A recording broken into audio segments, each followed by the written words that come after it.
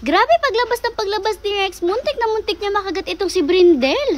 Excited na excited nga lumabas itong ating si Rex Sisay kasi naman lalabas nga siya for today's video. Pero actually iniisip niya nung time na to ay lalabas lang nga sila doon sa kanilang off-leash area / potty area. Pero na makita nga niya na may dalang tali ang kanyang kuya Sir Mermas, naging happy siya kasi na-realize niya na magra-run pala sila. Although nung una medyo kalmado pa nga talaga siya habang tinatalian, pero maya pa na bored na siya at excited rin kaya medyo malikot na nga siya. Paglabas naman niya sa pinto, tingnan niyo sinalubong siya nitong si Brindel at muntik na nga niya mahagit. Dito naman todo pigil tayo kasi nagpipilit nga itong si Rex na malapitan itong si Brindel. Lapit naman itong si Brindel, hindi niya alam na talagang kakagatin siya ng kuya Rex niya. Nung kailan kasi nakalapit nga siya kay Bordags, pero iba kasi si Bordags, mabait talaga siya kaya naman hindi siya pinakilman. Pero itong si Rex kasi paglabas pa lang hinagip na nga niya agad itong si Brindel yan. Swerte na nga lang talaga na medyo napalayo nga si Brindel kaya hindi talaga siya nakagatutan. Anyways, after ng commotion dito sa loob, eto na nga finally na ilabas na nga natin si Rex. Medyo confused pa nga siya nung time na to, tingin-tingin sa paligid at amoy ng amoy sa lupa. Ano ba naman kasi ngayon lang ulit siya nakalabas ni hindi nga niya alam kung saan siya pupunta. Kung tatakbo ba siya or lalakad, pero dito nga tumakbo na siya kaso biglang nagpo-full stop nga po siya. Doon mo nga makikita na talagang confused nga itong ating Rex Sisay. Medyo curious nga rin siya sa mga bagay-bagay kaya naman minsan titigil siya para tumitig nga sa ilang mga bagay. Ewan ka ba dito kay Rex, akala mo naman talaga first time makalabas, ilang beses na rin naman natin siya napatakbo sa damuhan noon. Pero siguro nga naninibago lang siya kaya ganito, tapos tingin-tingin pa nga siya sa mga sulok-sulok. Tumakbo nga rin siya dito sa may dulo tapos tumitig siya tapos takbo na nga ulit siya pabalik. Pagbalik nga niya dito sa harap ng gate natin, nagtingin-tingin nga lang ulit siya sa paligid. Ewan ko ba, para kasing kinakabisado niya yung lugar. Siguro nga para pag nakawala nga daw siya, alam niya kung saan siya babalik. Ang usapan nga talaga ay magtatakbo-takbo siya para makapag-exercise naman. Pero tingnan niyo nga nangyayari, talagang parang nag-viewing lang siya at nanonood pa nga yata siya ng movie kasi talagang tingin lang ng tingin sa paligid. Dito mga nakita niya yung anak na isa ni Mama Dog kaya naman ayaw niya talagang tumakbo pabalik kahit tinila na siya ng kuya niya. Pero maya-maya pa umikot nga lang siya at sumunod na rin naman siya at nagtakbuhan na nga ulit sila pabalik dito sa atin. Saglit lang rin naman sila sa labas tapos ipinasok na rin nga siya kasi naman hindi naman siya nag-run. Pero pagpasok nga niya, susugudin niya sana agad si Brindel kaya naman pinigilan agad siya. O diba, matigas din talaga ang ulo nitong si Rex eh. After niya nga magpahinga ng konti, diretso na nga siya sa paligo syempre dahil nga inilabas siya, nagkaroon na siya ng mga kung anik-anik sa katawan. Maganda na rin nga yung nag-iingat. Pagpasok niya, diretsong ligo na nga agad siya para matanggal rin yung mga kung ano mang kumapit sa kanya habang nasa labas siya. Naalala ko nga, nung bata pa or puppy pa itong si Rex, grabe, sobrang ingay niya kapag pinaliliguan. Iyak talaga siya ng iyak, akala mo naman talaga ay kinakatay. Although hindi naman siya nasasaktan, yun nga lang talaga ayaw niya magpaligo kaya naman talagang dinadaan na lang niya sa iyak. Buti naman natanggal na rin yun sa kanya at ngayon nga nagpapaligo naman na siya kahit may kalikutan. Pero at least nga nawala na yung pag-iyak-iyak niya na yun kasi grabe, sobrang nakakarindi talaga ang boses nitong si Rex. Ewan ko ba, kalalaking tao niya, grabe, sobra siya umirit tapos sobrang mataginting yung boses niya sa tenga. Tapos noon pa nga talagang walang tigil yung pag-iyak niya mula sa panliligo sa kanya hanggang sa i-blower siya kaya talagang ang ending, rinding-rindi ka after mo siyang paliguan.